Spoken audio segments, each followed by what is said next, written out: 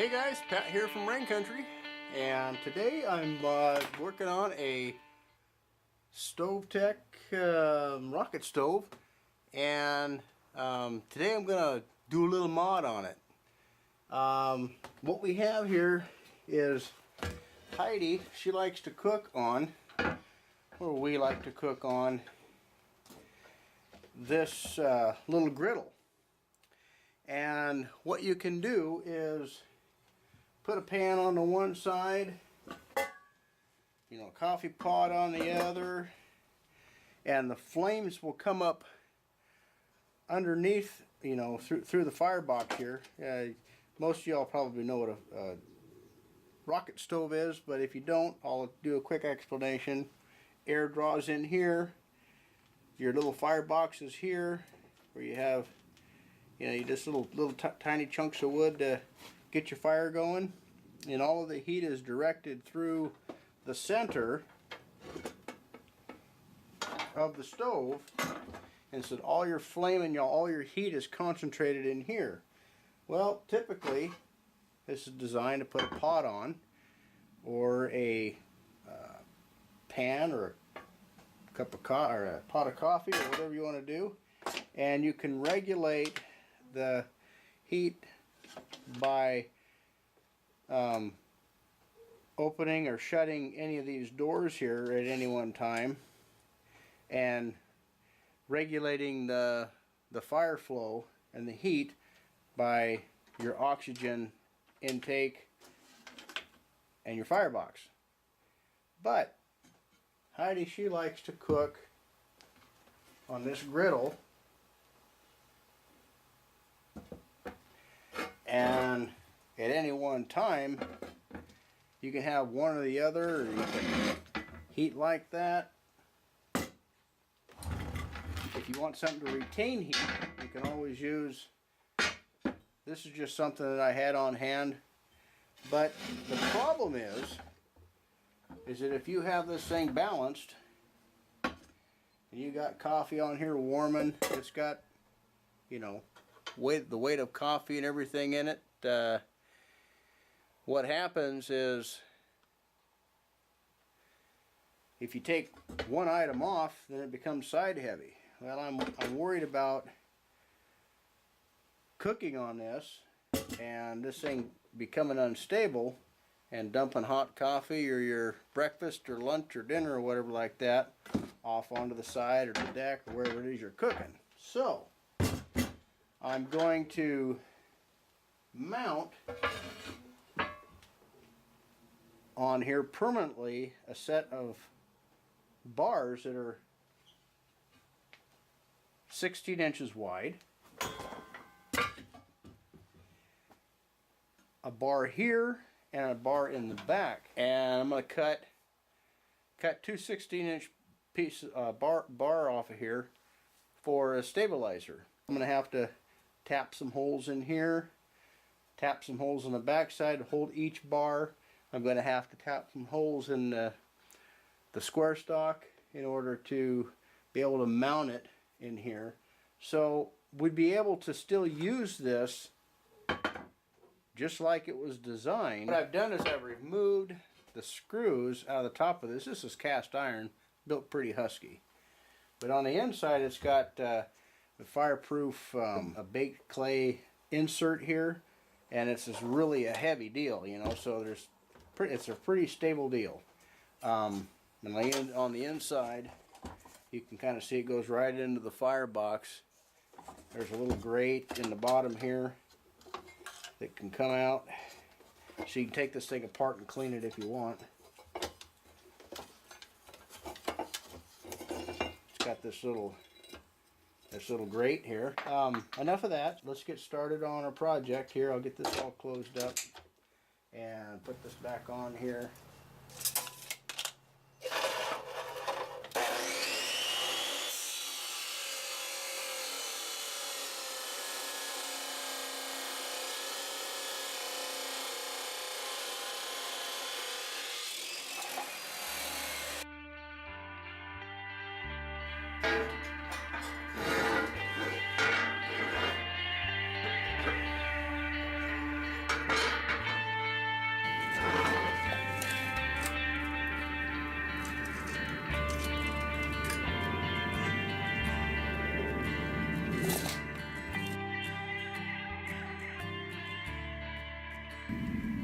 Okay, I'm going to make this 7.5 on both sides. I'll just bump it up against this little rib here on each side. I got it centered in between, you know, on this top here, on this cast iron top. And so I think what I'll do is I'll go 2.5 inches to the rib and make a mark. That's where I'll drill my that's where I'll drill the hole. And I'll make a taper just like these are, and to where the screw is recessed into the cast iron, and I'll just kind of thread it or bolt it or something there.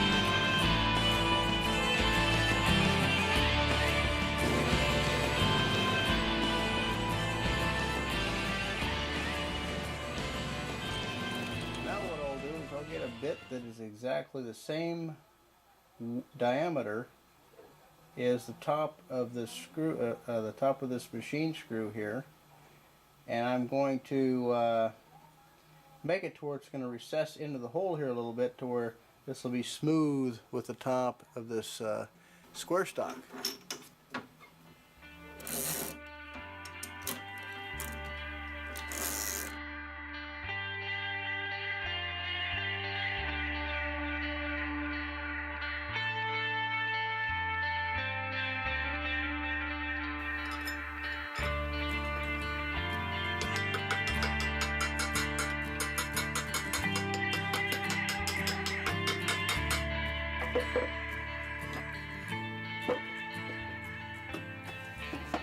Well, I have a little bit of a design mess up on my part. I thought about this when I was over there drilling. I can fit this on there, but I can't get the screws for the. I can't get the I can't get the nuts on the back side of this. It just fits in there, but the other side is not going to work. I got to have these set back enough to where it misses the edge of the stove. And what I have to do is I have to get this out of here first, obviously.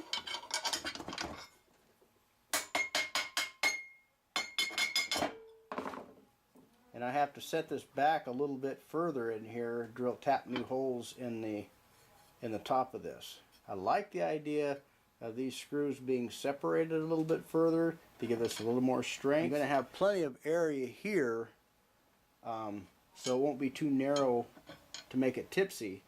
So I'm going to take a little bit off of this rib here, so that'll fit in there, and I'll have to place some new holes in here to where we can get those nuts in and clear the wall of this, but still miss this part here.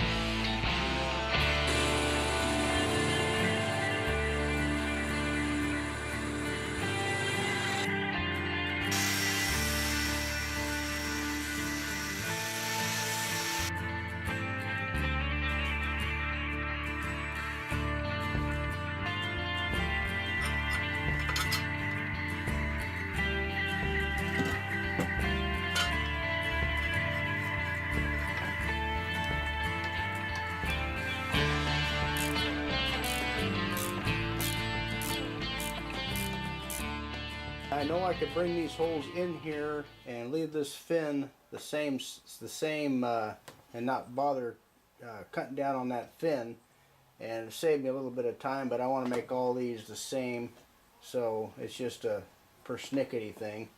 So what I'll do is I'll measure the distance here, measure the distance here, take this thing off, move this all back, and then drill those holes, tap those holes in.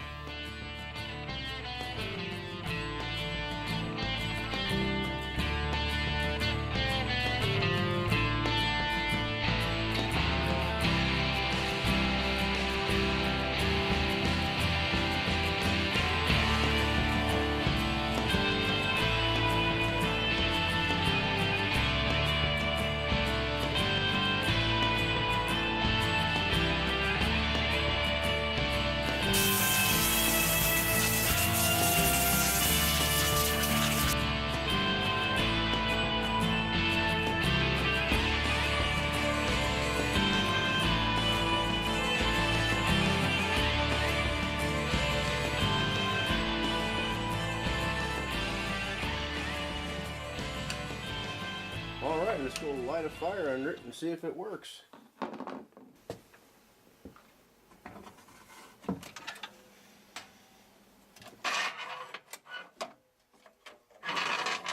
These are our homemade fire starters. It's just candles we pick up from garage sales and sawdust from the shop and egg cartons.